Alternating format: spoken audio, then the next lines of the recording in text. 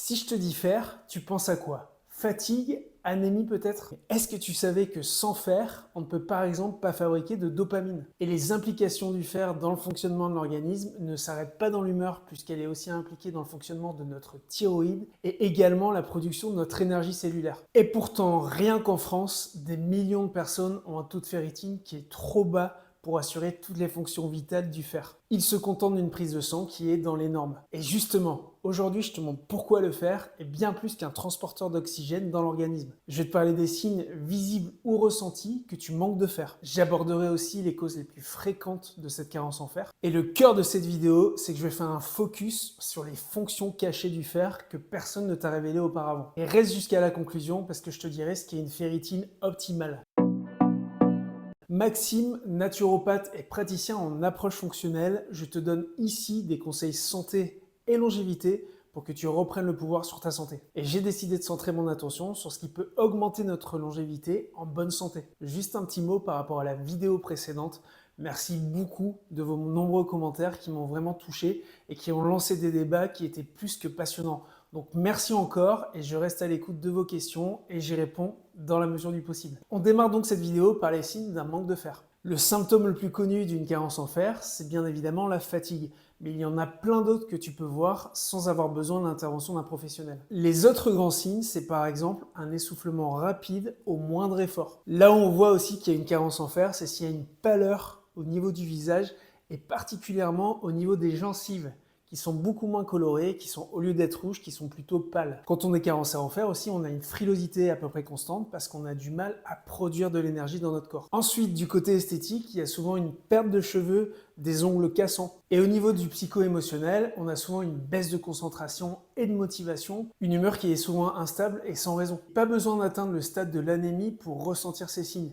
L'anémie, en fait, c'est quand ta carence en fer a duré longtemps et empêche la production de globules rouges. Donc tu as du mal à transporter de l'oxygène dans ton corps. Alors, quelles sont les causes les plus fréquentes de cette carence en fer? Eh bien, une injustice, c'est que la femme est bien plus souvent touchée par la carence en fer parce qu'elle a un cycle et qui peut parfois être abondant. Donc elle a des pertes de sang qui sont importantes. Pour régénérer les globules rouges qu'elle a perdus, elle a des besoins en fer qui sont accrus de 18 mg par jour. La deuxième grande cause, et qui fait vraiment partie de nos sociétés modernes, c'est une alimentation végétarienne et pire, végétalienne. Malheureusement, la forme du fer que l'on trouve dans les végétaux est très peu assimilable. Et le seul moyen de forcer l'assimilation du fer végétal, c'est d'ajouter des aliments riches en vitamine C au même repas. Par exemple, le kiwi, la goyave, le cassis, ou encore le persil qu'on peut mettre sur ses plats. Mais le conseil que je donne le plus souvent en consultation, c'est de garder une part animale dans son régime alimentaire. Ou bien à défaut, si vraiment on est bloqué sur l'animal, de se complémenter en fer. Mais ce n'est pas la seule carence qu'on risque en étant végétarien. Une autre grande cause, c'est un fonctionnement digestif qui n'est pas optimal. Par exemple, si l'estomac ne sécrète pas assez d'acide chlorhydrique, on rate une étape d'absorption du fer. Également, si on a une perméabilité intestinale ou une inflammation au niveau de l'intestin, on absorbe beaucoup moins bien le fer dans les aliments. Quand le tube digestif ou l'organisme sont en inflammation, il y a un blocage de l'absorption au niveau des entérocytes. Ce sont les cellules qui absorbent les nutriments au niveau de l'intestin. Le corps est une machine ultra intelligente, donc en fait si elle bloque l'absorption du fer au niveau de l'intestin quand il y a une inflammation, c'est parce que le fer est fortement oxydant et ne ferait que rajouter de l'inflammation. Une cause qui touche les sportifs et particulièrement ceux qui font des sports d'endurance, c'est les micro-saignements au niveau digestif. Les sports d'endurance à partir de 45 minutes provoquent des micro-saignements au niveau intestinal, ce qui limite l'absorption du fer et en plus font perdre du sang dans les selles. Bien sûr, dans les troubles digestifs plus graves, il y a aussi tout ce qui est maladie de Crohn et rectocolite hémorragique, où là on a carrément des saignements qui nous font perdre beaucoup de sang tous les jours. Pour aller plus loin sur l'inflammation, il y a l'inflammation silencieuse, l'inflammation de bas grade, qui se produit encore une fois au niveau de l'intestin. Le système immunitaire surréagit et encore une fois, il y a une hormone qui s'appelle l'hepcidine qui va bloquer l'absorption du fer au niveau intestinal. Et attention, si tu es carencé en fer, évite les tanins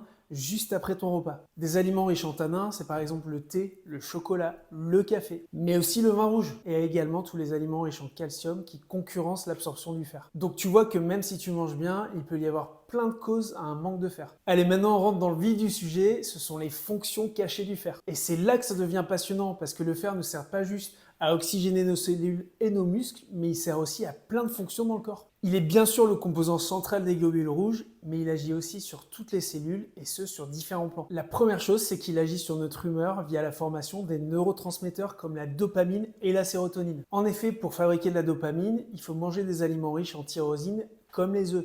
Mais pour convertir cette tyrosine en dopamine, il faut du fer. Et c'est exactement la même chose pour la production de sérotonine à partir du tryptophane. Il faut absolument du fer pour réaliser cette conversion tryptophane-sérotonine. Et sans un bon taux de fer, ces conversions ralentissent ou pire s'arrêtent. Donc tu ressens moins de motivation, de concentration, de plaisir. Tu peux même avoir une humeur dépressive ou avoir un sommeil moins profond parce que tu n'arrives pas à convertir ta sérotonine en mélatonine qui participe à un sommeil profond. Parce que sans un bon taux de sérotonine, tu ne peux pas fabriquer ta mélatonine qui va t'aider à t'endormir. Donc en naturopathie, on aime bien dire qu'on remonte à la cause de la cause. Donc tu comprendras qu'au lieu de prendre un complément de mélatonine, regarde avant tout tes taux de fer. La deuxième chose, c'est sur la production des hormones thyroïdiennes actives. Les hormones thyroïdiennes, c'est ce qui va donner l'ordre à nos cellules de produire de l'énergie. Quand on a un fonctionnement thyroïdien qui est ralenti, on a aussi le fonctionnement du corps qui est totalement ralenti, on se sent mou, fatigué, on n'arrive plus à réfléchir, on a un brouillard mental, on a du mal à se réveiller le matin. Aussi, ce qui est très lié à la thyroïde, c'est la rétention d'eau et la sécrétion d'acide chlorhydrique dont je te parlais plus tôt dans la vidéo.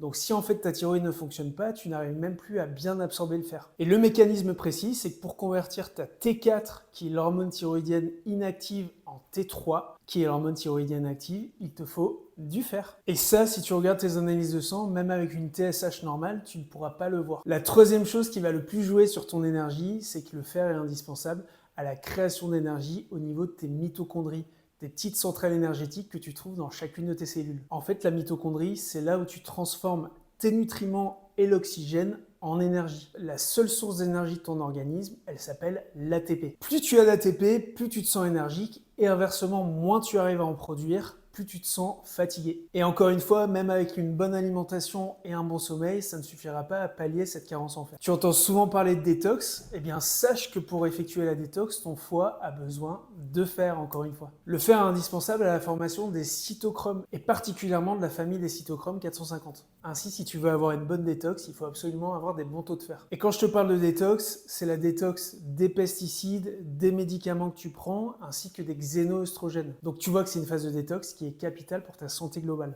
Une autre fonction cachée du fer, c'est qu'il est indispensable à la formation de la catalase, qui est l'antioxydant qui s'attaque au peroxyde d'hydrogène. Quand tu as assez de catalase, tu arrives à neutraliser ces peroxydes et donc tu limites le stress oxydatif, la destruction de ton ADN et de tes membranes cellulaires. Quand ces réactions se produisent, malheureusement, tu accélères ton vieillissement plus vite et tu augmentes aussi ton risque de cancer. Ce qui est dingue avec le fer, c'est que quand tu en as trop, tu favorises aussi le stress oxydant.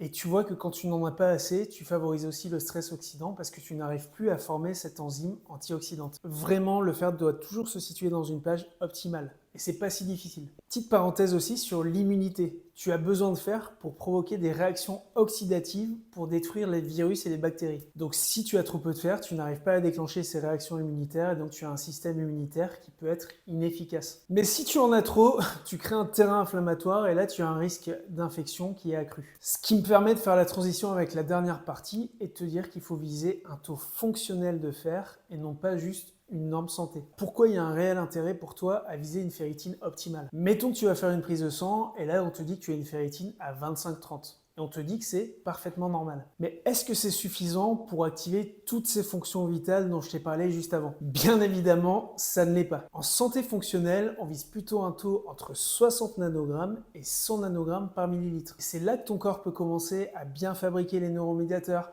à bien convertir l'AT4 en T3, à avoir une bonne immunité, à fabriquer de la catalase, l'enzyme antioxydante. Pour résumer, en dessous de 40 de ferritine, tes cellules sont en mode survie. Ton organisme vise toujours la survie, donc il va favoriser l'oxygénation au détriment des autres fonctions. Mais attention, dès que tu dépasses des taux de ferritine de 100-120, cela peut être aussi un signe d'inflammation et ne reflète plus l'état de tes stocks en fer. Pour conclure, tu comprends que tu peux avoir une carence fonctionnelle en fer sans avoir d'anémie, c'est-à-dire de manque de globules rouges. On a aussi vu que le fer agit grandement sur ta motivation, ta thyroïde, ton immunité, tes défenses antioxydantes et bien sûr ton énergie globale. Et la troisième chose, c'est qu'une ferritine dans les normes ne veut pas dire une santé optimale. Ce que tu veux, c'est un taux fonctionnel qui permet à ton corps de réaliser toutes ses fonctions et c'est bien normal. Parce que la vraie santé, ce n'est pas juste fonctionner, c'est optimiser le fonctionnement de son organisme pour qu'il fonctionne bien longtemps. Si tu veux que j'aborde d'autres sujets, n'hésite pas à me le dire. Et en attendant, on se retrouve dans la prochaine vidéo.